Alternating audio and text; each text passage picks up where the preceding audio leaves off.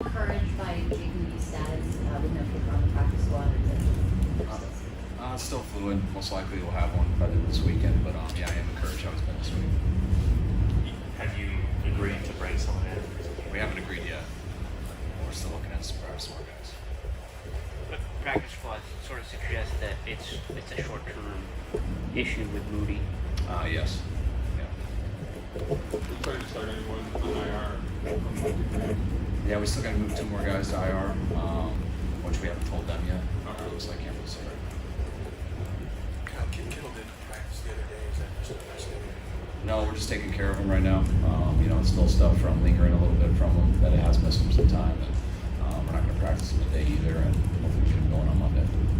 We've heard about the Rock didn't throw his ledger at all early in the practice pitch count. Is that a new thing, or was that scheduled? Is there any? No, that goes back to our same numbers that we decided on like 2 months ago. I think I'm going to mess up the numbers, but it was like 700 throws a week or something, and a week before we planned on deloading this week and trying to cut that in half. And, so it'll be the same thing today before practice and tomorrow. So he's fine. Yeah, he's fine. It's just the numbers are cutting out for the whole week. A little while ago, you said the Bosa thing was going as you expected. Would you have expected him to sign by right now? I thought it would come probably to this time, just looking at the history of those things. And I'm really hoping it gets done. I know they're working tirelessly at it. John, Hamp, Prague, I know their team is. But hopefully we can get him in here sooner than later. Is there any way you can imagine this team not having him on the team, saying if this thing goes on into the regular season? Yeah, I can imagine anything. Doesn't mean I like that picture. Of course, now you guys know how we feel about Nick, and we all know how good of a player he is. So hopefully we can come to terms soon and get him here as fast as possible. Have you seen enough from other edge rushers for now to be confident that you could be held over just in case the worst does come to fruition for week 1? We got to feel that way always. I mean, Nick missed 1 game last year. He had that ACL that 1 year, so you got to always be prepared to play without not just Nick or anybody, but hopefully that doesn't happen. There's no way that you guys would consider trading Nick. No. Yeah. I haven't talked to many people about that, but I know how I feel pretty strongly. I think everyone would agree to that. Yeah, I'm sure. I say all last year decisions were difficult, but were there any particular positions where there was maybe more spirited discussion than others? There was only a couple of positions where there wasn't much. It's a real stressful time because you guys saw we lost 3 guys the other teams took. That's kind of the decision on everything. I mean, it's how to keep guys on your roster for the whole year for week 1. There's certain ways to do that. You see other teams, some of this gets a gamble with everything. There's a number of guys that you want. There's guys that you feel the other league will want, to where if you expose them to the waivers, they'll get taken. There's some guys you might want less that you don't think will get exposed. So you got to play that gamble with every position. And lost a couple today, but also felt good with the number of ones we retained. I'm sure you're always weighing the kind of short term versus long term, like who's ready to help us now versus what they can be later. Is that even more true with a team like this and a roster like this, where maybe you do lean a little more to we need guys who can help us right now? Yeah, but you can't just think one way or the other in any of those situations. I think after our first 2 years here, we've thought a lot more the other way. I mean, you always want to think of who can help now, but you can't do that at the expense of just killing yourself in the future. When we first got here, that was a lot easier to give guys more opportunities, to bring guys in and take more shots on people. But we've developed a lot of guys here. There's guys who have been backups for a long time, and when you get to work with backups for a long time, it's really hard to bring in some guys to do better than those guys right away. So that's why there's so much pressure on the off season, and hopefully trying to get OTAs, trying to keep guys healthy for camp. So you give guys who have the ability to beat people out, you give them a chance, but it's tough in this league. Kyle, last year you guys were really good against the run, but the last 2 preseason games gave up about 6.5 yards a carry. What did the film show?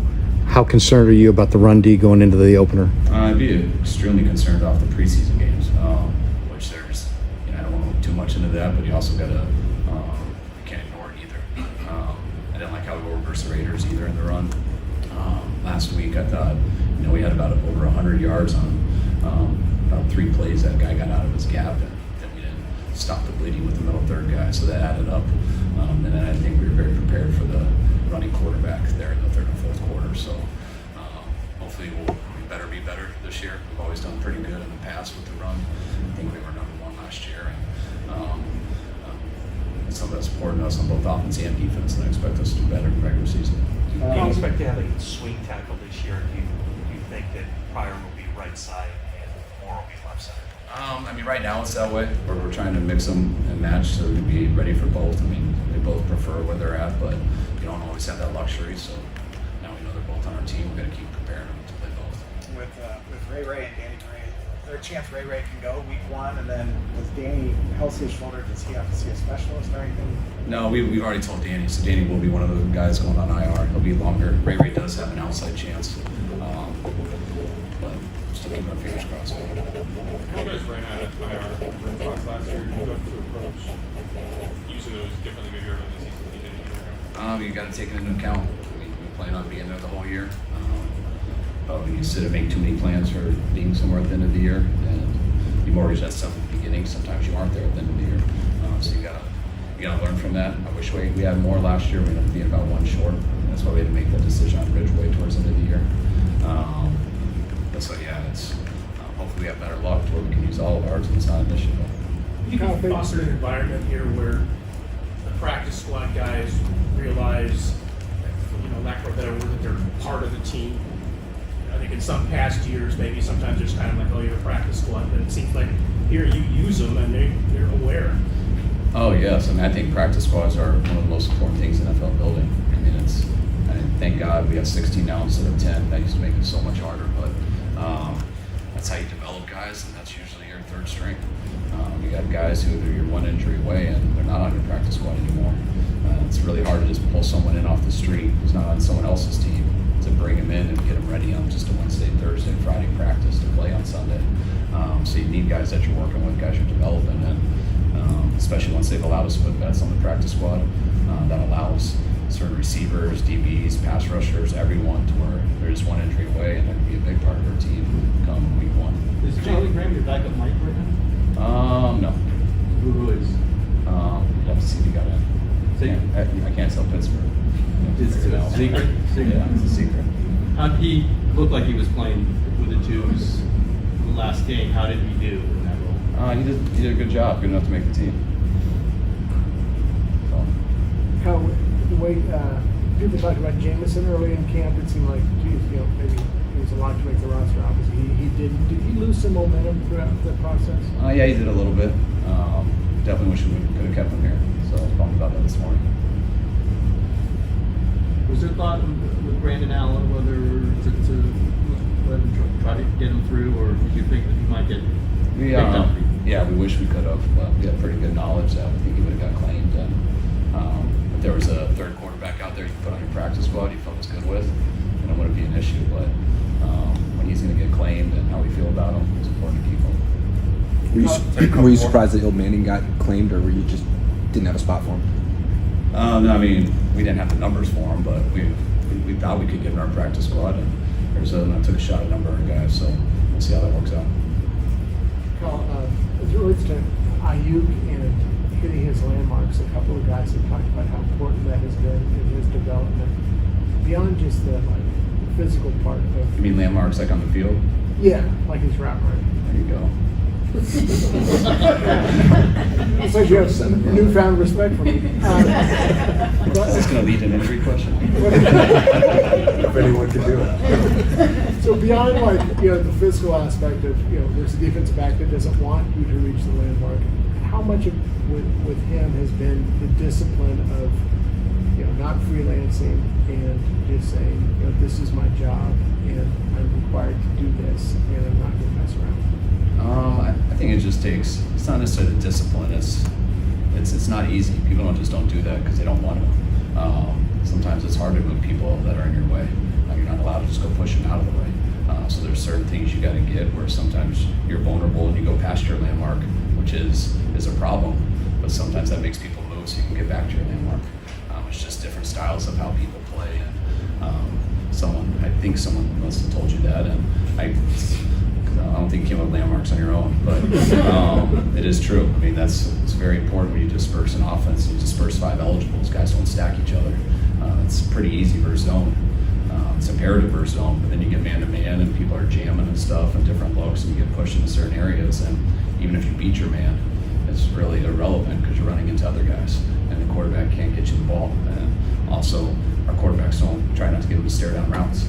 So they got to be in a certain spot at a certain time, kind of in the time you have when the quarterback's there, and that's something that you're constantly talking with all eligibles on. And even though a line, there's a timing and rhythm to everything to get 11 guys to play together.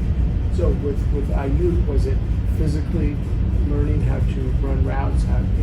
Just that aspect of how to. Yeah, just the experience of it, being in different spots. I mean, when you ran most of your routes from 4 yards outside the numbers, now you're running the exact same routes from 4 yards inside the numbers. Sometimes you're doing it with motion, sometimes you're snapping it by the tackle, sometimes we move guys in the backfield to do it.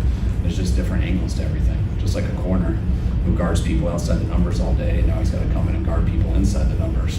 You're moving differently. There's different ways to attack people. There's also other traffic spots. So how do you beat the guy in front of you but get over the extra linebacker inside? And that's all just experience. Some guys are really natural at it, but it's one of the harder things in football. Kelly, you've had a ton going on at quarterback the last few years. I know you're not intentionally trying to have a lot of things going on. Jimmy now commenting on it, or Trey showing up in Dallas. Do you pay attention to any of that? And do you think all that's over, and are you relieved if you have this kind of rotating thing over right now? Yeah, I mean, I try not to pay attention to outside of here. I try to deal with the people in here that I have to deal with. And I have felt very good about that. I did see Trey. I was happy watching him actually while I was eating lunch with his press conference in Dallas. And Trey is as real as it gets, and that's how he talks in here. That's how he is every day. So it was cool to see him handle that the right way. And he did seem genuinely kind of happy, and I feel like he's in a good position to move on and do better there. Jimmy, his comments are the comments. I'm really not concerned about his comments. Would you feel any relief? Do you sense that this kind of era of lots of changing is over?